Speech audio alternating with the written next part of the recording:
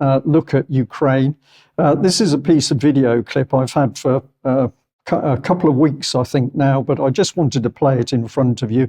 Zelensky here talking at, I think this may even be inside the European Union, but if I've got this wrong, look at the change of expression on his wife's face at one particular point. And no, I'm just going to say, I believe that's Canadian Parliament. That was, Canadian. Yes, you're right. The Nazi. Yeah, thank you. Thank you, Mike. But I was just struck by the change in this lady's expression and huge, yes, there we are, because we've got Trudeau there. Thank you for that. But huge sadness there reflected. And of course, what's going on the battlefield? Well, the slaughter is still going on, but nobody in the West wants to talk about it. The Ukrainian offensive has clearly failed and stalled. And now the Russians are starting more active prosecutions on the front. But a lot of this is not being talked about. If we go to the BBC, well, it all gets difficult to see. Where is Ukraine on the front page? Well, actually, it's in this little box here.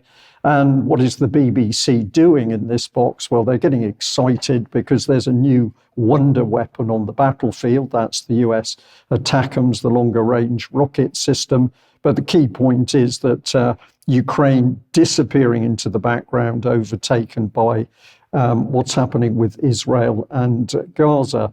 So here's the BBC article itself, which we'll do very quickly. The Biden administration previously refused to provide this missile system to Ukraine, but apparently decided in recent weeks to send them quietly.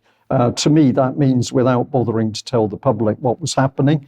But the important thing in the BBC report is this variant of the missile carries cluster munitions, which are these despicable types of munitions which invariably kill civilians and children later on when the rounds are found. BBC says cluster munitions are controversial and are banned by more than 100 states due to their threat to civilians, but nevertheless, the Americans are pumping them in.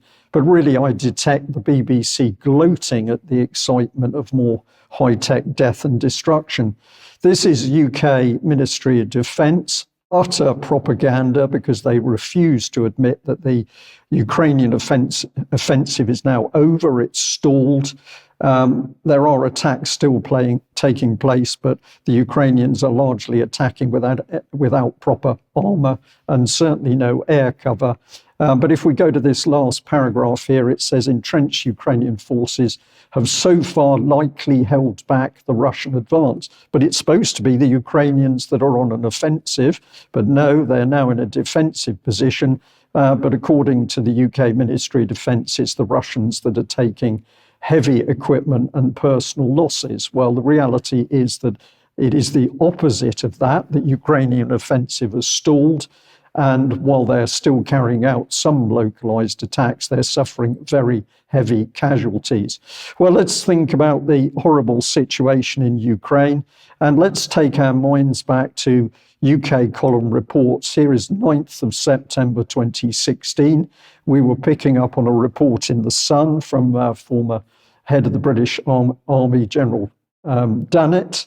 He said, "We must always be careful about our Western presence, as it is always far better if troops from the region can do the job." Well, what is he really saying? We need to use other nations as cannon fodder. That was our comment in 2016. But of course, now we can label it.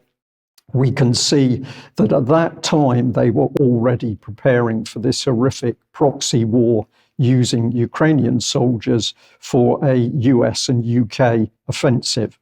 And if we have a look at this report from the same period, here's Michael Fallon, the Defence Secretary. There's a cost, a price you pay if you don't intervene and put troops or peacekeepers in much earlier in some countries. Well, we interpreted at the time the real meaning we said back in 2016 was we need to get the good terrorists in earlier. And if we also have a look at 2017, the UK column was picking up on David Cameron getting involved in Libya. That was the violence being ramped up.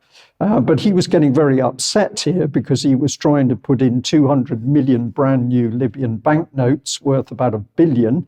And he said this: why cannot I just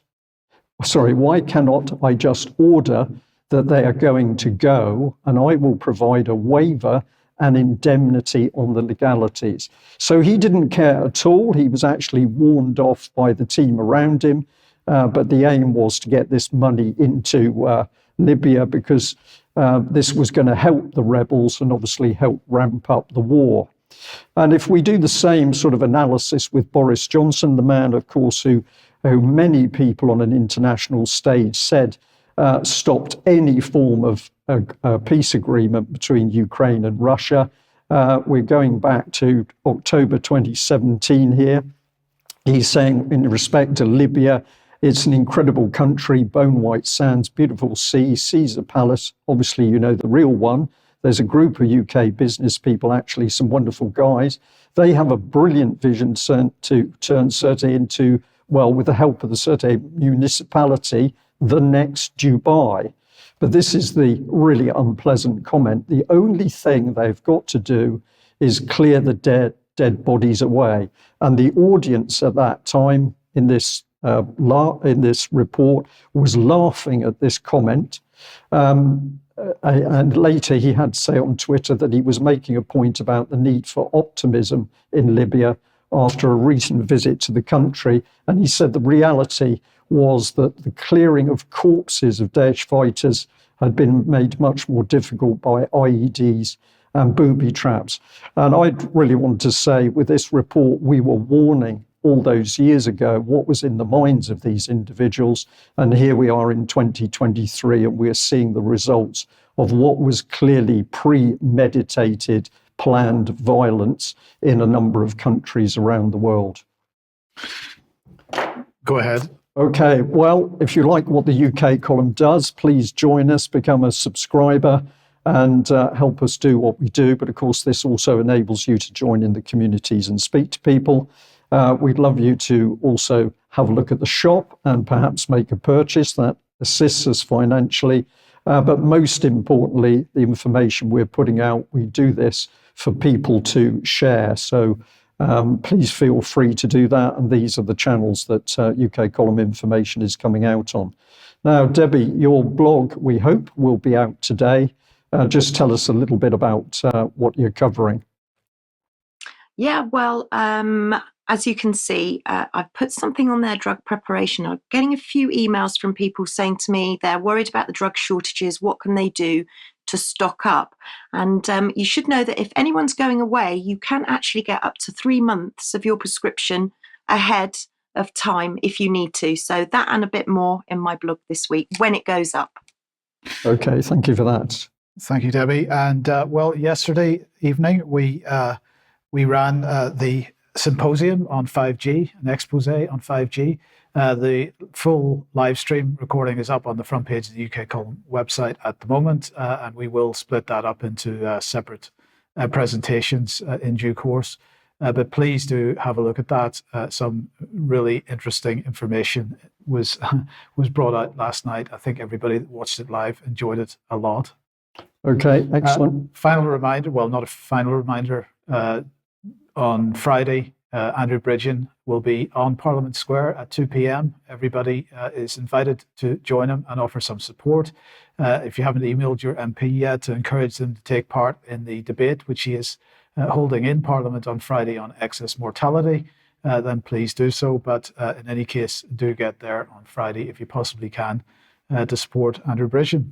Okay, thank you for that. And just another reminder that this coming Sunday, Leonardo Hotel Milton Keynes is the AV13 live event. So finally, after all the time that's elapsed since lockdown, we're able to get people back together.